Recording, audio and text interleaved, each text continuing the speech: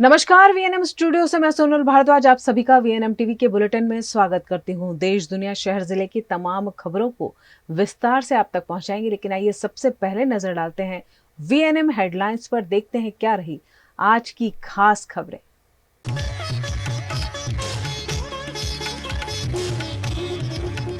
Exit poll के आंकड़ों से 2700 अंक उछला बाजार, ऑल टाइम हाई पर दर्ज।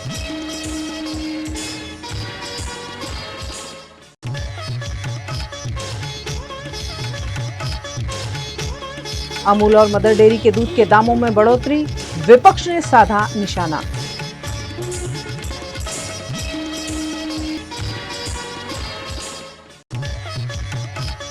और वडोदरा लोकसभा और वाघोड़िया विधानसभा की मतगणना, पॉलिटेक्निक की ओर जाने वाली सड़क पर कल नो एंट्री।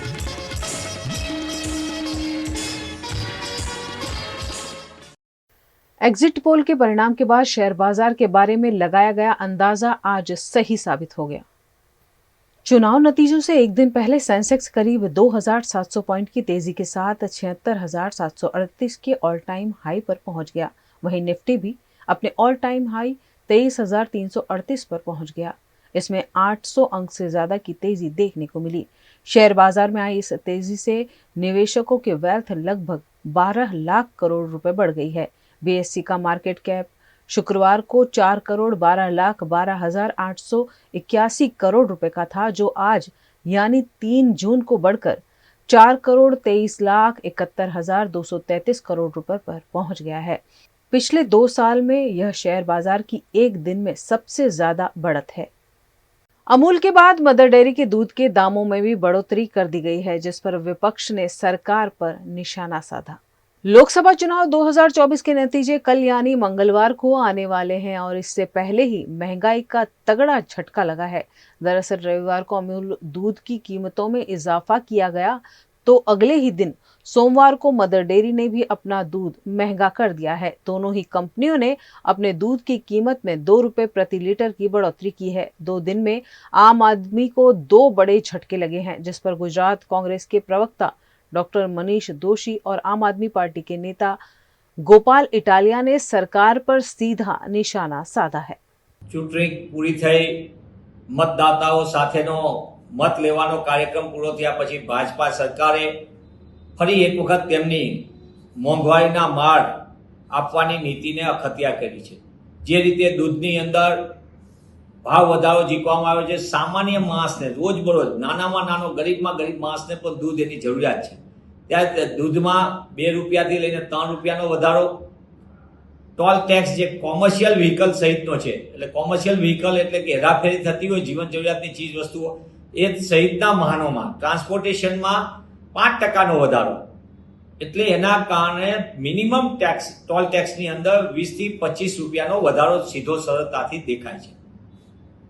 આ ટોલ ટેક્સની અંદર પેલા 2023માં 10 રૂપિયાનો વધારો ઝીકી દેવામાં આવ્યો અને ટોલ ટેક્સના નામે સમગ્ર દેશની અંદર લૂંટ ચલાવતી કેન્દ્રની ભાજપા સરકારે ફરી એક વખત લોકોને ચૂંટણી પત્તાની સાથે જ પૂરી થયા મતદાન પૂરું થયા ભેગો જ अच्छे दिनનો અહેસાસ કરાવી દીધો છે। ત્યારે કરોડો લોકોને અસર કરતા ભાવ વધારાની અસરથી સામાન્ય માણસને જીવન જીવવું જે મુશ્કેલ થઈ ગયું છે, એમાં વધુ મુશ્કેલી થશે। હજી તો સત્ર શરૂ થાય તેની પહેલા જુદા જુદા પાઠ્યપુસ્તકથી માંડીને એમાં ભાવ વધારો, જે ટેક્સ બુક સિવાયની વસ્તુ છે, જે શિક્ષણ માટે જરૂરી ચોપડા એટલે ફૂલ સ્કેપ નોટબુક, એમાં ભાવ વધારો અને ફીનો તો જબરજસ્ત ભાવ વધારો દર વર્ષે આવે છે। ત્યારે સામાન્ય અને મધ્યમ વર્ગ માટે જીવન જીવવાના મુશ્કેલી કરવામાં ભાજપા સરકારે વધુ એક મોંઘવારીનો આ ડોઝ આપ્યો છે। મને એમ લાગે છે કે આનાથી મોટી બીજો વિશ્વાસઘાત કોઈ હોઈ શકે નહીં। કોંગ્રેસ પક્ષ પ્રજાને પડતી મુશ્કેલીમાં તેમની સાથે ઊભું છે અને જનતાને કઈ રીતે આ મોંઘવારીના મારમાંથી મુક્તિ અપાવી શકાય, એના માટે જનતાએ જાતે પણ હવે વિચારવું પડશે કે આ સમય એવો છે કે જ્યારે જ્યારે ભાજપા આવે છે ત્યારે ત્યારે ભાજપા મોંઘવારીનો માર આપે છે।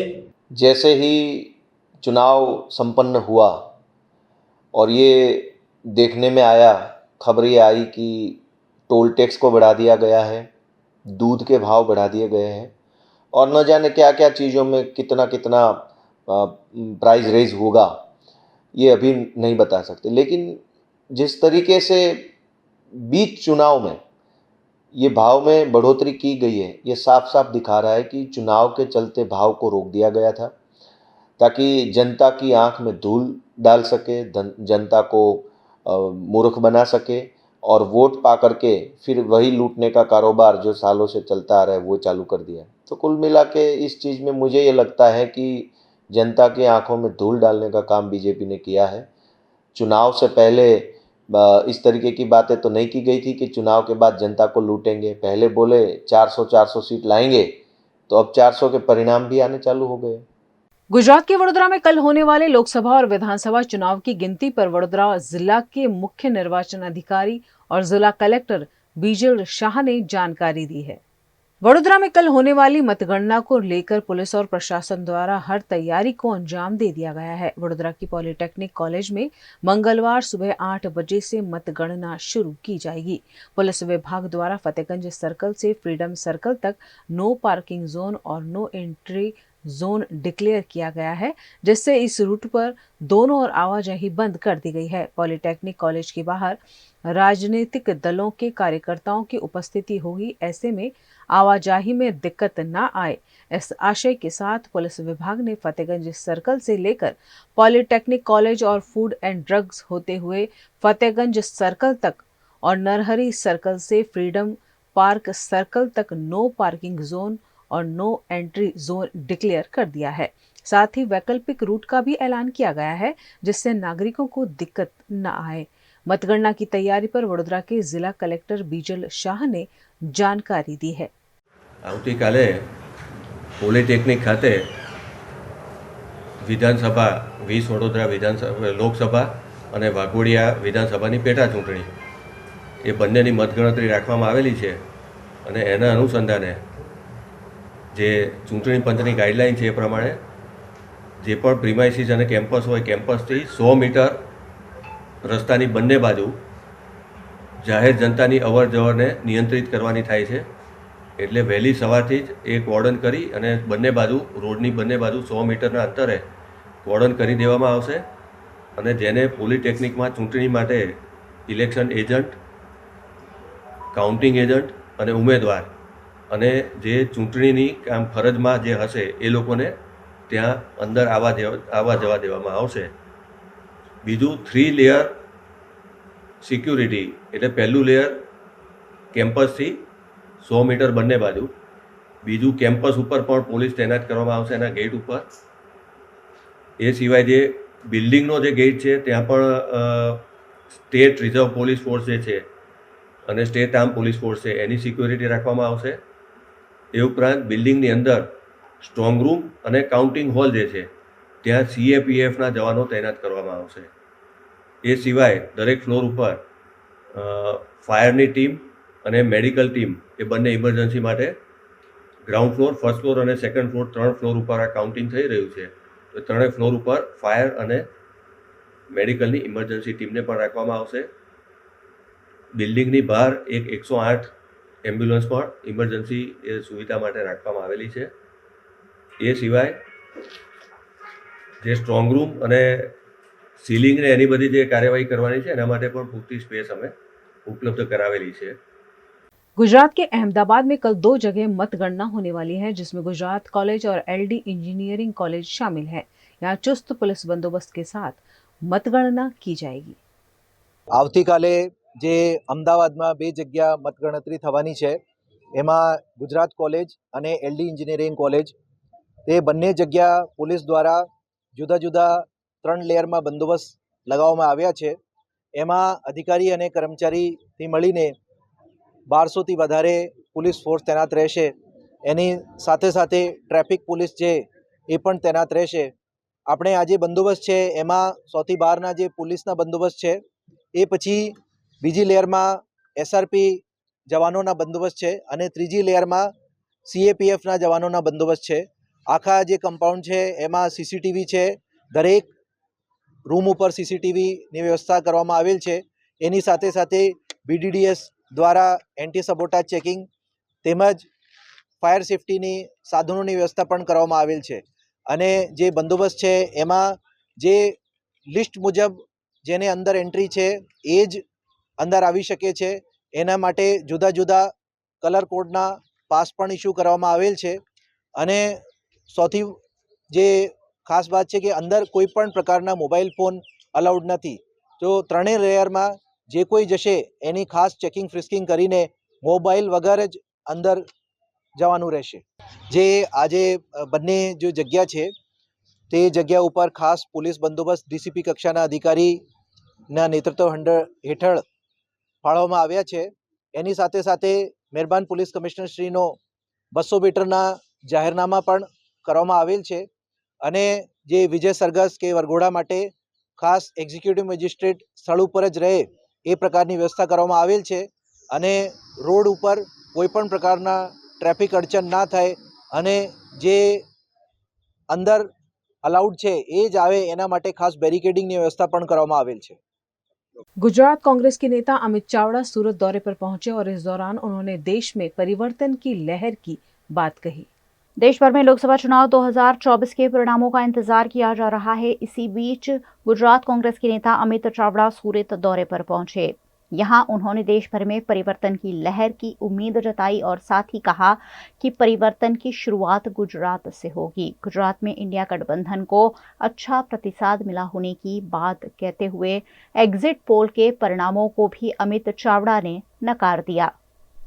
देशनी सौथी मोटी पंचायत लोकसभानी चूंटणी माटे समग्र राष्ट्र में मतदान पूर्ण थयुं छे અને આવનારી 4 તારીખે પરિણામ એટલે કે લોકોનો જનાદેશ બહાર આવવાનો છે. પણ પહેલા ફેઝથી શરૂઆત કરીને છેલ્લા ફેઝ સુધી આખા દેશમાં તમામ જગ્યાએ આપણે જોયું છે કે આ વખતની ચૂંટણી કોઈ રાજકીય પક્ષો કરતાં આ દેશની સામાન્ય જનતા લડી રહી હોય એવું સ્થિતિનું નિર્માણ બધે જ જગ્યાએ થયું છે.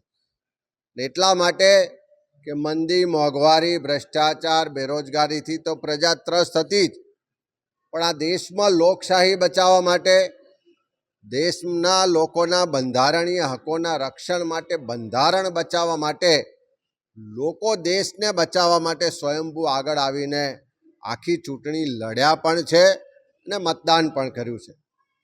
એક્ઝિટ પોલમાં જે પણ બતાવવામાં આવતું હોય પણ જમીની હકીકત આ વખતે ખૂબ જુદી છે.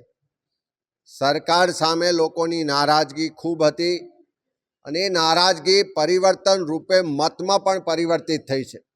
ત્યારે આપ સૌ જોશો કે 4 તારીખે ગુજરાતમાં પણ 26માંથી બહુમતી બેઠકો પર ઇન્ડિયા ગઠબંધનને લોકોના આશીર્વાદ મળવાના છે. અને એ જ રીતે સમગ્ર દેશમાં પણ ન ધારેલા પરિણામ આવશે.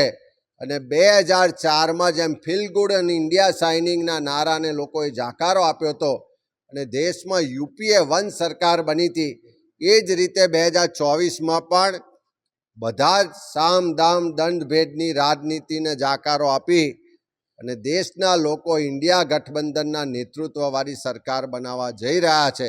અને એનો જનતાનો ચુકાદો, જનતાનો એક્ઝિટ પોલ 4 તારીખે આપણે બધા જોઈશું. गुजरात के महिसागर जिला के कडाणा के ग्रामीण इलाके में दूल्हे ने महंगी गाड़ी के बजाय बैलगाड़ी में बारात निकाली, जो लोगों में आकर्षण का केंद्र रही।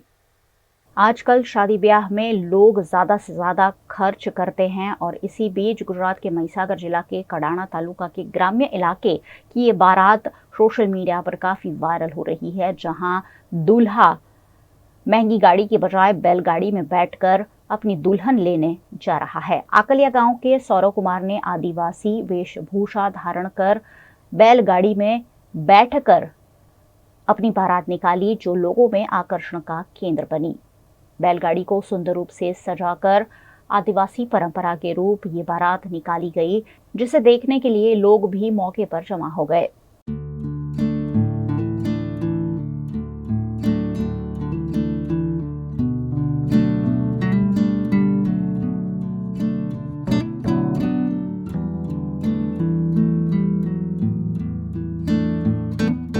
न्यूज रूम से खबरों का सिलसिला लगातार जारी रहेगा। बने रहिए हमारे साथ, देखते रहिए VNM न्यूज। विश्व साइकिल दिवस के मौके पर फिर एक बार वडोदरा के कमाटी बाग के साइकिल स्टैंड पर धूल खा रही करोड़ों की साइकिलें आज सुर्खियों में रही। वडोदरा में नागरिकों के पैसों की बर्बादी के किस्से आम हैं। ऐसा ही कुछ सालों पहले भी हुआ था, जहां वडोदरा शहर के नागरिकों के स्वास्थ्य को ध्यान में रखते हुए सैकड़ों की संख्या में साइकिल खरीदी गई। कुछ दिन शायद साइकिल चलाई भी गई, लेकिन उसके बाद साइकिलों को चैन से बांधकर कमाटी बाग में रख दिया गया, जो अब धूल खा रही है। साथ ही इन साइकिलों में जंग भी लग गया है। यह साइकिल अब चलाने के लायक तक नहीं रह गई है। ऐसे में साइकिल की खरीदारी पर सवाल उठना लाजमी है। આજે વિશ્વ સાયકલ દિવસ છે। પૂરા વિશ્વમાં આજે સાયકલ દિવસ મનાવવામાં આવે છે, પરંતુ જોઈ શકે છે કે વડોદરા શહેરમાં જે રીતના સાયકલો આ ઐતિહાસિક કમાટી બાગ સયાજી બાગમાં પડી છે, ધૂળ ખાતી સાયકલો છે, સાયકલોની ચેનો ઉતરી ગયેલી છે, ઘણી સાયકલોમાં હવા નથી। આજે વિશ્વ સાયકલ દિવસે વડોદરા મહાનગરપાલિકાએ કાર્યક્રમ આપવો જોઈતો હતો, સત્તાધીશો અધિકારીઓ અહીંયા આવવું જોઈતું હતું, પરંતુ ક્યાંક ને ક્યાંક વિશ્વ સાયકલ દિવસે કોઈ આવ્યા નથી, લોકો સુધી જાણકારી પહોંચાડતા નથી। જ્યારે વિશ્વ સાયકલ દિવસ છે ત્યારે આજે આની ઉજવણી કરી હોત તો તમામ જનતા સુધી એક મેસેજ હતો। અહીંયા સાયકલો પડી છે, લોકો ચલાવતા નથી, તો એની પણ જાણકારી લોકો સુધી આપીને લોકો સાયકલ ચલાવતા હોત। પરંતુ આ જાડી ચામડીના સત્તાધીશો, જાડી ચામડીના અધિકારીઓ વિશ્વ સાયકલ દિવસ છે કે નહીં એમને ખબર છે કે નહીં, ખબર નહીં। સાથે સાયકલ ચલાવવા માટે એક સાયકલ ટ્રેક પણ બનાવવામાં આવે છે, 2 કરોડ રૂપિયાના ખર્ચે। તો આ સાયકલ ટ્રેક પર સાયકલ ખાલી જે તે સમયના ચેરમેનની જ ચાલી, એના પછી કોઈ સાયકલો ચાલતી નથી। એટલે વડોદરા મહાનગરપાલિકા ફક્ત ભ્રષ્ટાચાર આચરવો, ભ્રષ્ટાચાર નામે રૂપિયા ભેગા કરવા, પરંતુ આવા જનતા ઉપયોગી જે કાર્યક્રમો હોય છે કાર્યક્રમો કરતા નથી। આજે વિશ્વ સાયકલ દિવસે સાયકલ દિવસ હોવાથી ચલાવવી જોઈએ, પરંતુ વડોદરા શહેરના જે સત્તાધીશો અને અધિકારીઓ છે સાયકલ ચલાવી નથી, લોકો સુધી જાણકારી મોકલી નથી। એટલે વડોદરા શહેરનો નાગરિક જે વેરો ભરે છે, વેરાનું વળતર પણ નથી મળતું, સાયકલ અહીંયા ચલાવવા પણ નથી મળતી। તો વડોદરા મહાનગરપાલિકાના સત્તાધીશો અને અધિકારીઓ આ સાયકલો લોકો ચલાવે તેવા પ્રયાસ કરે તેવી અમારી માંગ છે। જે રીતે સાયકલ ચલાવવાથી સ્વાસ્થ્ય સુધરે છે, આર્થિક રીતે પેટ્રોલ ડીઝલમાં આપણે વાપરતા નથી તો બચત પણ થાય છે, ઘણા બધા ફાયદા છે।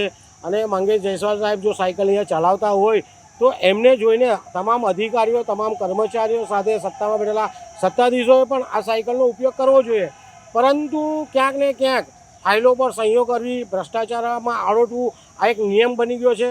પરંતુ આજે વડોદરા શહેરના સત્તાધીશો, અધિકારીઓને વિનંતી છે કે વિશ્વ સાયકલ દિવસ હોવાથી આપ પણ સાયકલ ચલાવવી જોઈએ, લોકો સુધી પણ મેસેજ મોકલવો જોઈએ।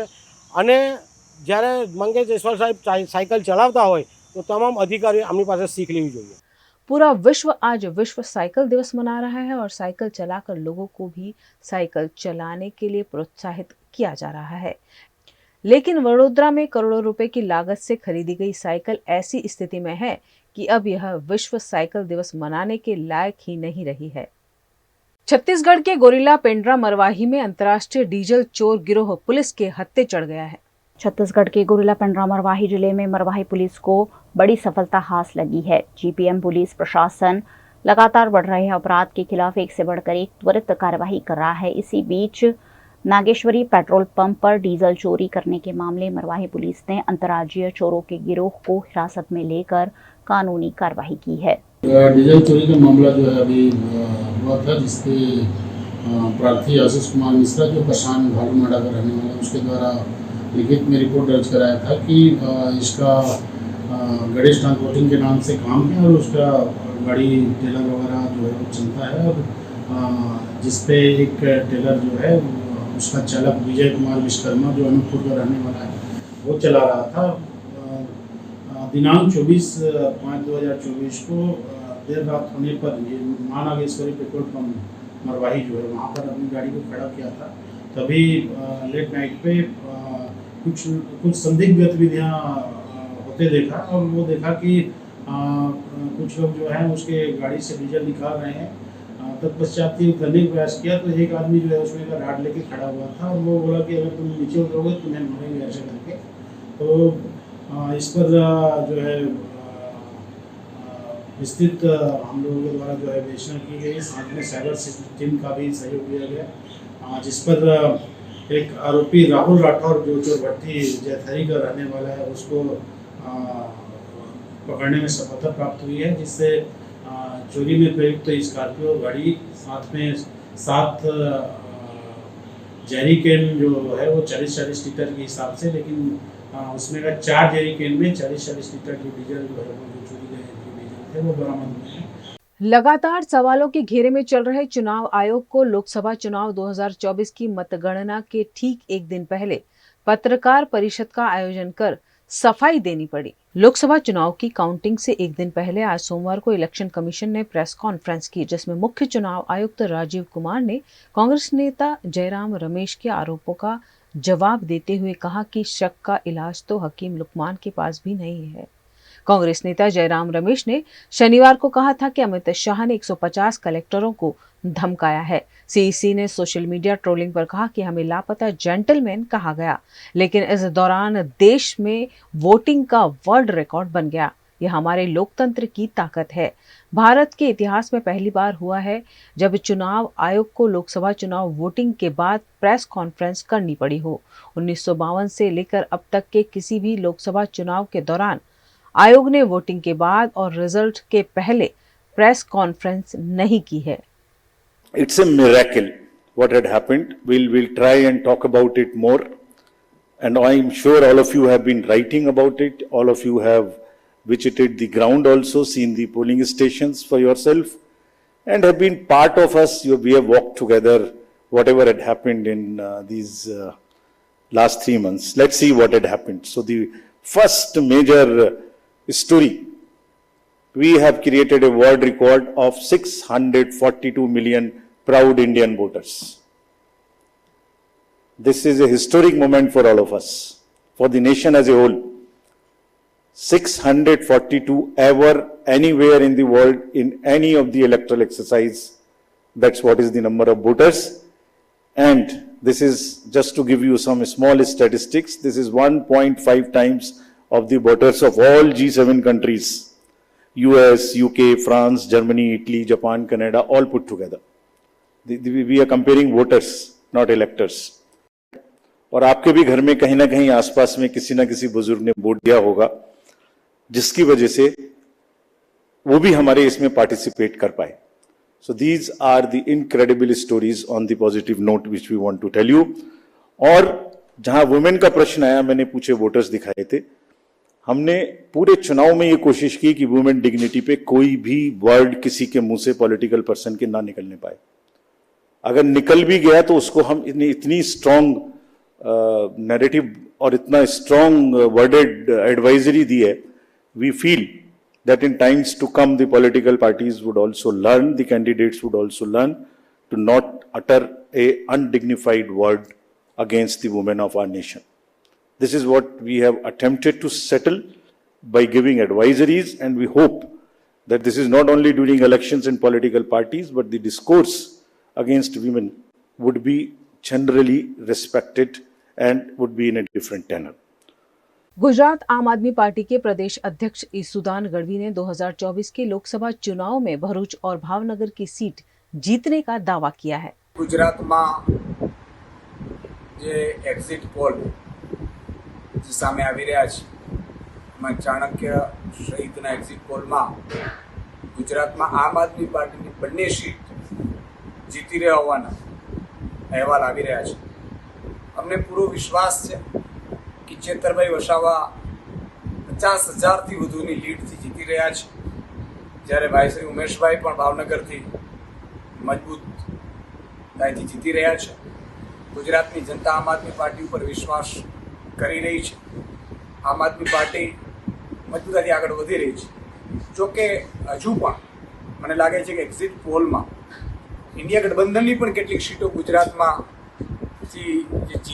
जीती रह्या छीए अमे ए हजू बतावी नहीं रहा, अथवा तो हजी एक्जिट पोल में पण मन लागे क्या उणप है. एक्जिट पोल सामान्य रीते वर्तारो आपता होय छे, साचा रियालिटी कंईक अलग ज होय छे. परंतु अल्टिमेटली गुजरात में इंडिया गठबंधन पण सारी एवी सीटों इंडिया गठबंधन जीती रह्यु छे. 4 तारीखे परिणाम आवशे अने गुजरातनी जनता पण आ भाजप अने तानाशाही सामे मने लागे छे के परचो बतावशे. राजकोट अग्निकांड के बाद गुजरात में चल रहे फायर सेफ्टी के मेगा ऑपरेशन में आज बारी वडोदरा के मरीमाता खांची की भी आई. गुजरात के वडोदरा के सरदार भुवन के खांचे में दुकानों को पालिका द्वारा फायर सेफ्टी और ट्रैफिक की समस्या के चलते सील कर दिया गया है. अगला एक्शन मरीमाता के खांचा में दिखाई दिया। यहाँ भी मोबाइल की कई सारी दुकानें हैं और यहाँ भी पार्किंग के बाद जगह नहीं रहती है। ऐसे में वडोदरा के मोबाइल मार्केट मरीमाता के खांचे में भी ट्रैफिक की समस्या और फायर सेफ्टी सुनिश्चित करने के भागरूप फायर ब्रिगेड विभाग द्वारा जांच की गई।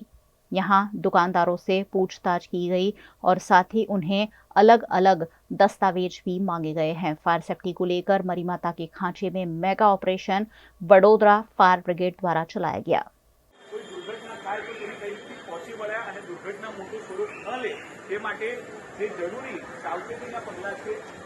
खबरें अभी और भी जिन्हें लगातार आप तक पहुंचाते रहेंगे, लेकिन छोटे से अंतराल के बाद। हमें लड़की पसंद है, कुंडली भी मिलती है भैया, काफी हॉट है। कोने कोने में हवा नहीं पहुंच रही? Switch to RR signature Broadway fans with curved plates जो हवा पहुंचाए कोने कोने में। Feeling like a wow.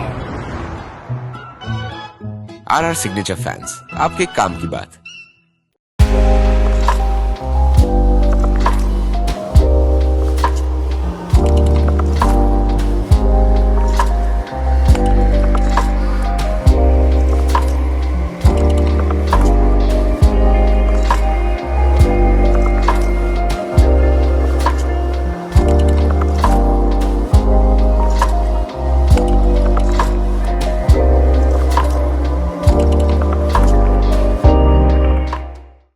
Every new year we take a new year resolution. New year resolution का मतलब होता है upgrading your life, which means upgrading your lifestyle and upgrading your living space. And that is why the best choice is Trilogy by Courtyard.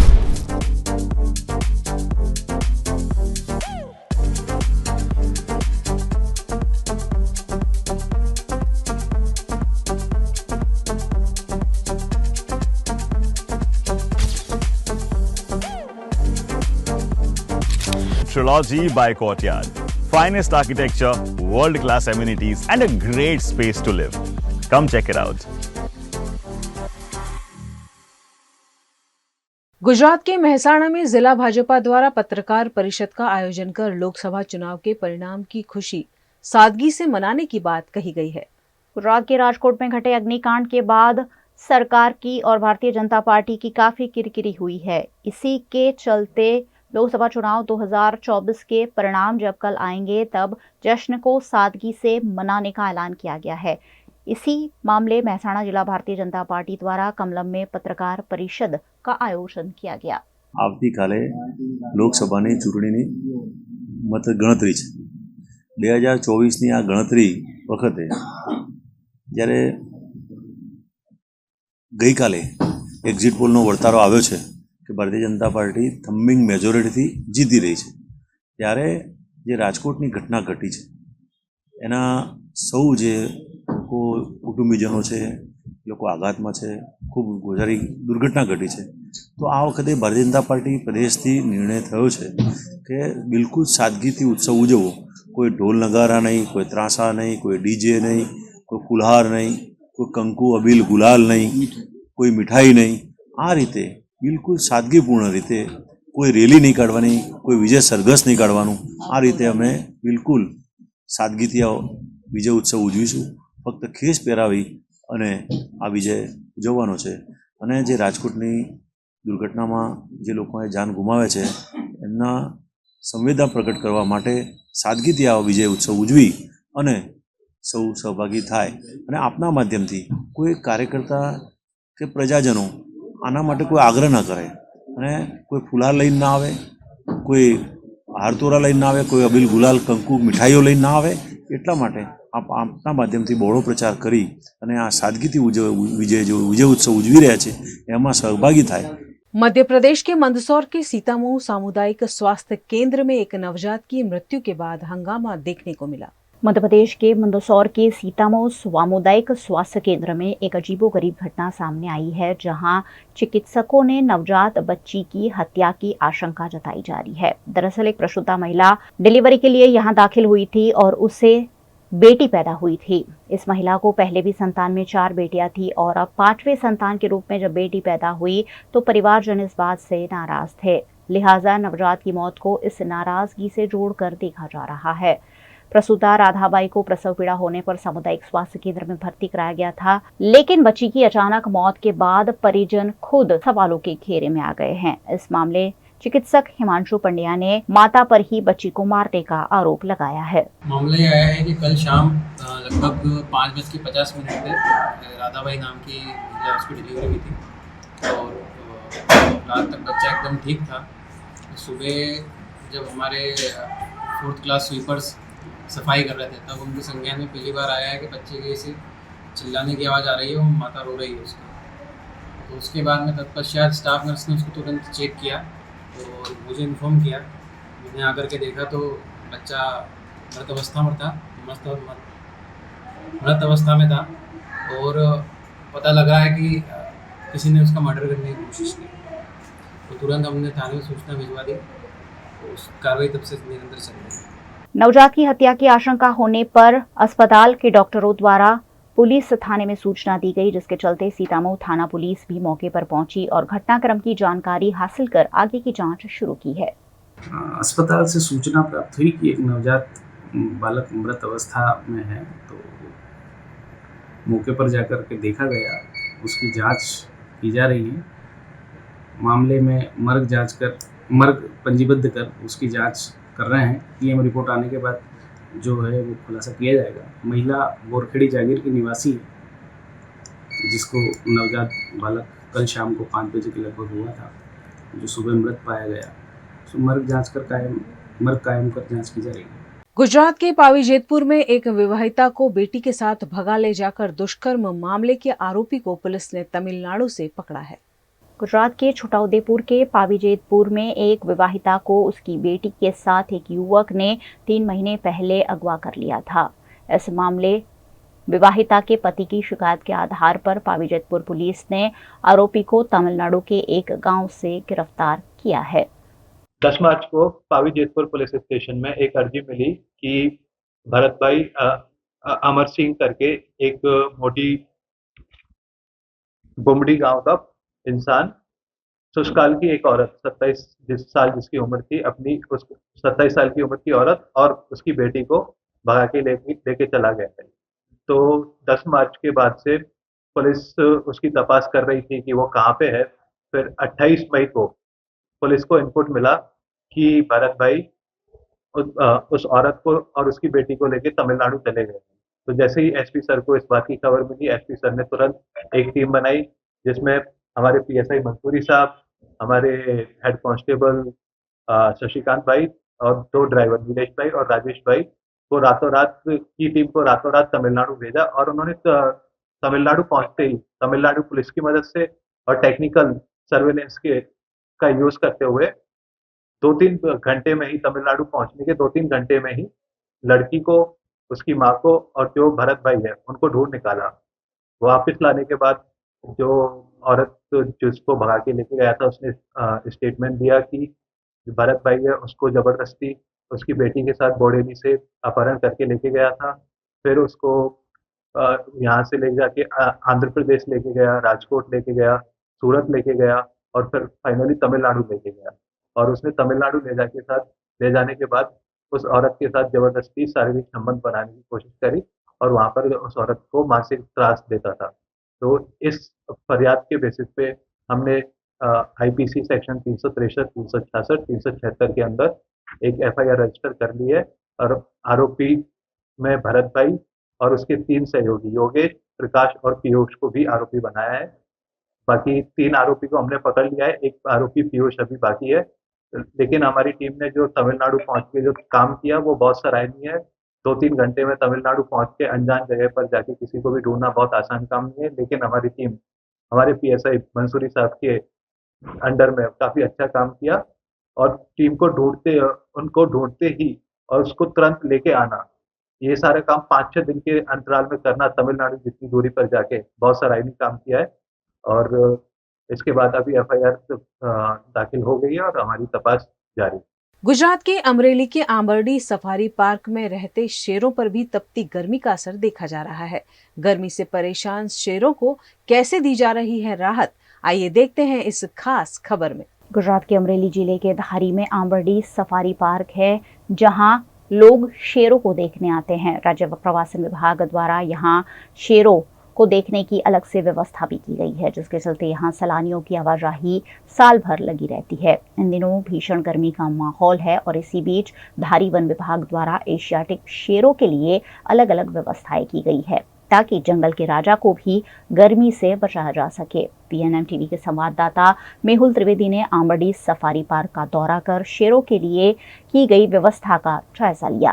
धारी आंबरडी safari park अब जब summer का season चल रहा है और लोगों को भी काफ़ी गर्मी लग रही है, तो प्रशासन यानी कि वन विभाग की ओर से यहाँ पे शेरों के लिए आप देख सकते हो कि शेरों के लिए यहाँ पे एयर कूलर लगाए गए हैं और गर्मी की वजह से शेर को कोई तकलीफ ना पड़े उसके लिए प्रशासन वन विभाग की ओर से पूरी तरह से व्यवस्था कराई गई है। आप देख सकते हो कि ये है लायन और यहाँ पे जो एयर कूलर है और पानी के जो फुहारे हैं वो भी लगाए गए हैं और किसी भी शेर को किसी भी प्रकार की मुश्किल ना पड़े उसके लिए प्रशासन की ओर से पूरी तरह से व्यवस्था कराई गई है। जब 42 मोर देन डिग्री में अगर लोगों को गर्मी लगती है तो वन्यप्राणी को भी गर्मी लगेगी और ये तो एशियाटिक लाइन है, तो उनके लिए वन विभाग की ओर से आप देख सकते हो, फिर एक बार दिखा रहा हूँ तस्वीरें आपको कि ये जो लाइन है और उनके लिए एयर कूलर लगाया गया है और उनके लिए फुहारा का भी सिस्टम कराई गई है।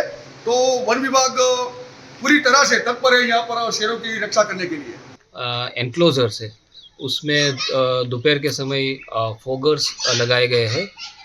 बाकी पानी की पर्याप्त सुविधा है। आंबरडी सफारी पार्क के अंदर 12 पानी के आर्टिफिशियल पॉइंट्स क्रिएट किए गए हैं और उसमें कुछ विटामिन्स और मिनरल सप्लीमेंट्स हम रेगुलर ऐड करते हैं, जो गर्मी से लड़ने के लिए जानवरों की मदद कर पाए। और बाकी एयर कूलर्स की व्यवस्था हमने हर एक एनक्लोजर में की है, ताकि दोपहर के समय में जानवरों को थोड़ी गर्मी कम लगे। गुजरात के राजकोट अग्निकांड के बाद गुजरात के वडोदरा में 176 प्रॉपर्टीज सील कर दी गई हैं, जिन्होंने कॉरपोरेशन समक्ष आपत्ति जताई है। वडोदरा कॉरपोरेशन इन दिनों लगातार एक्शन में है और कॉरपोरेशन द्वारा पार्किंग और फायर NOC मुद्दे प्रॉपर्टी को सील किया जा रहा है। फायर NOC को लेकर सरदार भवन में 176 दुकानें सील कर दी गई हैं। वहीं प्री स्कूल ट्यूशन क्लास भी बंद कर दिए गए हैं। इस मामले वडोदरा महानगर पालिका के कमिश्नर दिलीप राणा और स्थायी समिति के अध्यक्ष डॉक्टर शीतल मिस्त्री के साथ व्यापारियों ने बैठक का आयोजन किया और अपनी समस्याएं पालिका तक पहुंचाई। पार्किंगની સમસ્યા હતી અને NOC તો બધાની પાસે નથી, एक्चुअल આખા વડોદરાની પાસે NOC નહીં હોય, ફાયર NOC એ બી લેવાની છે, એના માટે બી માર્ગદર્શન એ લોકો આપશે, એ પ્રમાણે NOC લઈશું। બાકી ઇક્વિપમેન્ટ જે ફાયરના છે બધાની પાસે છે જ, અમુક લોકો પાસે નથી, એ બી લઈ લેશે અને ટૂંક સમયમાં જે NOC માટે છે એ બધા માર્ગદર્શન આપીને એ પ્રમાણે NOC લઈ લે।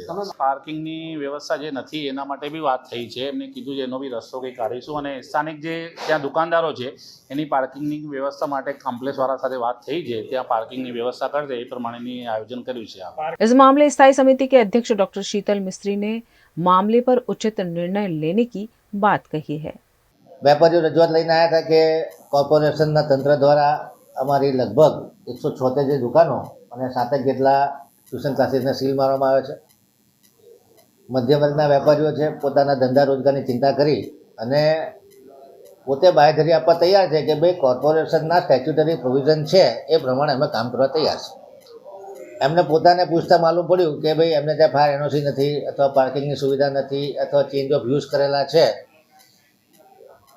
તો એ બાબતમાં કમિશનર સાહેબ જોડે, ટાઉન ડેવલપમેન્ટ અધિકારી જોડે, ફાયર અધિકારી જોડે અને ત્યાં પાર્કિંગના પ્રોબ્લેમ અને રસ્તો સાંકડો હોવાથી ફાયર એન્જિન પણ ન જઈ શકે અને રોજ ઝઘડાનો માહોલ થતો હોય છે।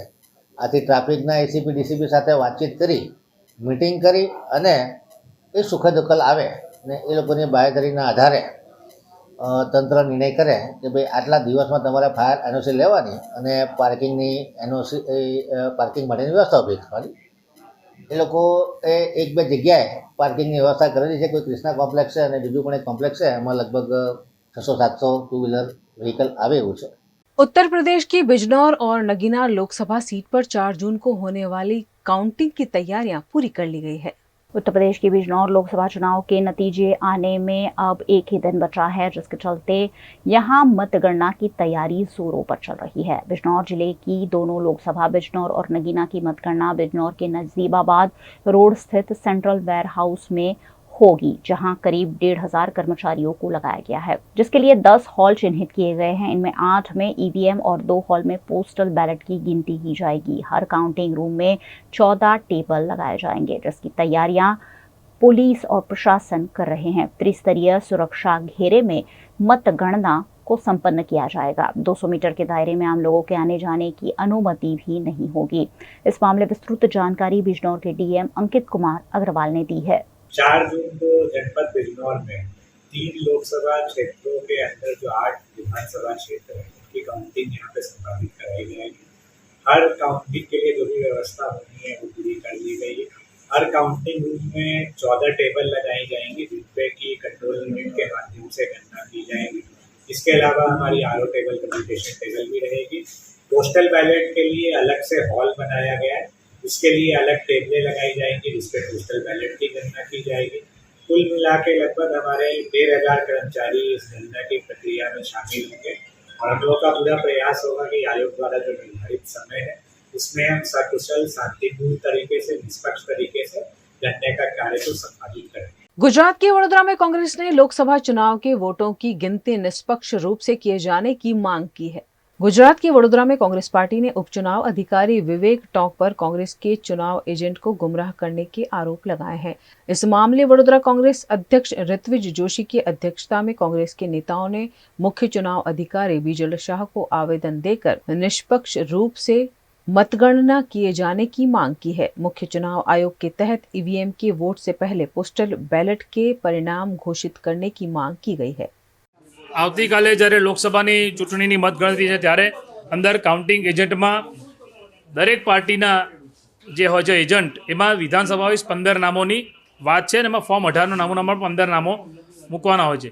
પરંતુ અહીંયા ચૂંટણી પંચની જે ચૂંટણી અધિકારીની કલેક્ટરશ્રીની ઓફિસથી અમારા ચૂંટણી એજન્ટને 14 નામો માટે વારંવાર કહેવામાં આવ્યું।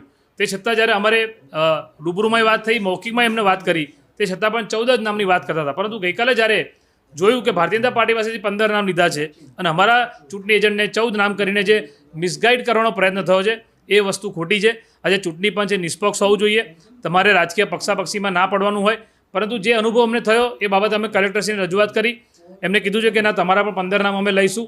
સાથે સાથે જે પોસ્ટલ બેલેટ છે એની જે મતગણતરી, એની જે જાહેરાત છે રિઝલ્ટની, એ ઈવીએમ કરતાં પહેલાં થાય એ નિયમ મુજબ એ કરવું જોઈએ। અને જ્યારે કાઉન્ટિંગ ચાલુ હોય ત્યારે ફર્સ્ટ રાઉન્ડ પૂરો થાય અને એનું એનાઉન્સમેન્ટ થઈ જાય, નોટિસ બોર્ડ પર લખાઈ જાય, ત્યારબાદ જ સેકન્ડ રાઉન્ડની શરૂઆત કરે। આવી બધી બાબતો જે મહત્વની છે એ બાબતે પણ અમે રજૂઆત કરી છે। गुजरात के छोटा उदयपुर के पास पावीजेतपुर में वसवा नदी का पुल धराशायी न हो, इस आशय के साथ मानसून से पहले ही यहाँ संरक्षण दीवार की कार्यवाही जारी है। गुजरात के छोटा उदयपुर के पावीजेतपुर निकट से वसवा नदी गुजरती है। इस नदी पर सालों पुराना पुल बनाया हुआ है जो खस्ता हाल है। जब भी मानसून में नदी में ज़्यादा पानी आता है, पावीजेतपुर से छोटा उदयपुर जाने वाली सड़क पर बने हुए पुल की धुलाई से पुल बंद हो जाता है और वाहनों की आवाजाही रोक दी जाती है। हर साल होने वाली इस परेशानी को रोकने के लिए इस वर्ष प्री मानसून कार्यवाही के दौरान वसवा नदी के तट में 150 फीट से लंबी संरक्षण दीवार बनाई जा रही है, जिससे मानसून में यहाँ सड़क और ब्रिज बंद करने की नौबत ना आए। આપણે વસવા નદીની ઉપર એક પુલ આવેલો છે। વસવા નદીની પુલની આજુબાજુ રોડનું પુરાણ હતું। એ પુરાણની અંદર એક દિવાલ હતી આરસીસી। તે પાણી વસવા નદીના પાણીથી છેલ્લા 2-3 વખતે ધોવાણ થતું હતું। એ ધોવાણના કારણે દિવાલ તૂટી જાય। દિવાલ તૂટવાથી ઉપરથી રસ્તો બંધ કરવાની પણ ગઈ સાલ ફરજ પડી હતી તંત્ર દ્વારા। આ તંત્રએ આની ગંભીર નોંધ લઈ અને પ્રી મોન્સૂનની કામગીરીના ભાગરૂપે આ દિવાલનું લગભગ 150 ફૂટ જેટલી કામગીરી અહીંયા ગાડી આરસીસી દિવાલનું પિચિંગ કરી અને અંદર આરસીસીના એ ઉતારી અને એક કામગીરી કરવામાં આવી રહી છે। પરંતુ આજુબાજુના 15 થી 20 ફૂટ જેટલી જગ્યાઓ બંને સાઈડ જોડતી દિવાલને રહી જતી હોય તો તંત્રને વિનંતી છે કે આ ફરી તૂટી ના જાય, એના ભાગરૂપે જો તંત્ર એની સાથે એડ કરી અને એ પણ કરે તો એ ખૂબ સારું કહેવાશે. આ ખૂબ સરાહનીય કામગીરી છે પ્રી મોન્સૂન કામગીરીની અંદર, અને આ તંત્રએ આ બાબતે સજાગતા લીધી એ પણ અમે આ બાબતે नोंद લઈએ છીએ. VNM टीवी की खबरें अब आप YouTube, Facebook, Instagram के अलावा OTT प्लेटफॉर्म्स पर भी लाइव देख सकते हैं. डेली हंट, जियो टीवी के 498 नंबर के चैनल पर 24 घंटे VNM टीवी आपके लिए उपलब्ध है. तो देखते रहिए VNM टीवी. न्यूज रूम से आज के लिए बस इतना ही. देश, दुनिया, शहर, जिले की तमाम खबरों को लेकर हम कल फिर हाजिर होंगे. तब तक के लिए हमें दीजिए इजाजत. नमस्कार.